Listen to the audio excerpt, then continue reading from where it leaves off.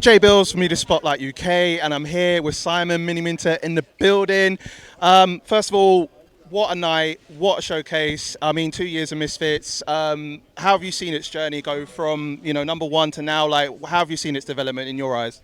I have a really bad memory, so I don't actually remember what the first one was. I'm gonna be honest. I don't. But in terms of the general idea, in terms of Misfits coming up, I mean, it's grown massively. I think like the production of everything. Obviously, they've gone from like, all right, we've got JJ fighting. That's it. Like that is Misfits.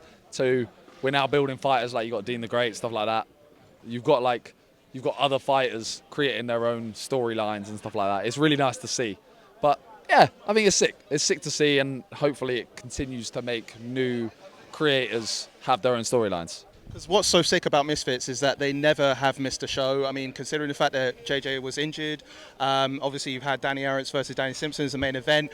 How impressive is it to you that the shows still go on, and looking at the the process of JJ still pushing through even though he's injured? Like, he was meant to fight on the card, and obviously that's not happened. I mean, how have you seen it in your end in terms of like the show still going on regardless? I mean, he's always going to do something. Like he was going to box and then he's not going to box, so he's still going to make it into an event. I haven't really seen a change from him. He's always just hyper focused on one thing, whether it's boxing, whether it's music, whatever it is. It was always, I don't know, even when he went from the point of like, all right, I'm not going to be able to fight, I'm going to change the event, I'm going to do this. Still made the event very sick. And yeah, you don't really see much difference from him because he's always focused on something. Whatever he puts his mind to, he's putting out 110% into. And of course, Danny Arons versus Danny Simpson, the result being a split draw. What did you make of that in terms of the result?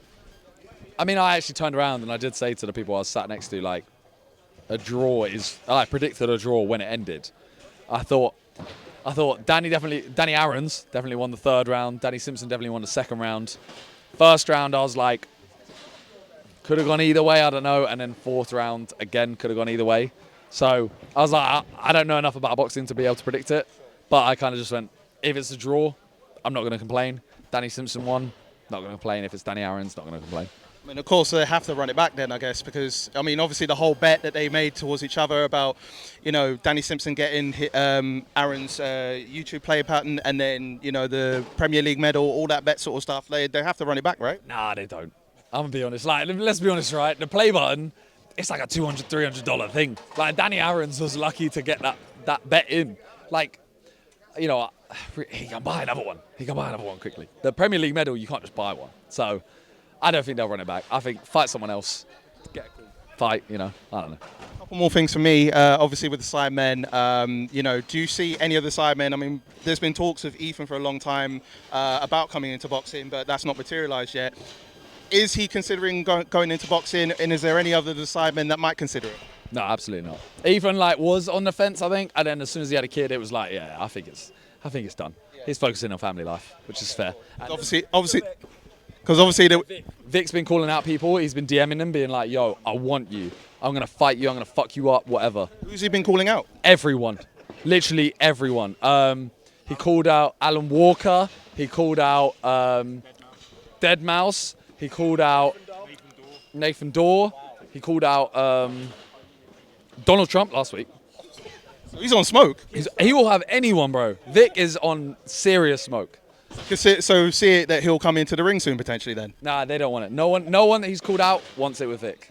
And What's Good podcast, I'll be seeing a lot of episodes. I mean, what's been going on with that? Because I know you and Randolph have been killing it. Any other developments with What's Good? Anything coming up? No, barely, bro. We barely get time to record these days. Like, this is just serious. This is just the extra hobby we do. We don't talk to each other until that. So, yeah. Yeah. And finally, what's coming up for you? Like, any other projects that are coming up? Obviously with the Sidemen, with JJ. Anything else coming up? Not really. We got hopefully Inside Season 2. Hopefully a charity match at some point. I don't know. Apart from that, carrying on posting Sidemen Sundays, and that's it. All right. Well, Simon, appreciate you, bro. Thank you so much, and wish you all the best. Thank you so much.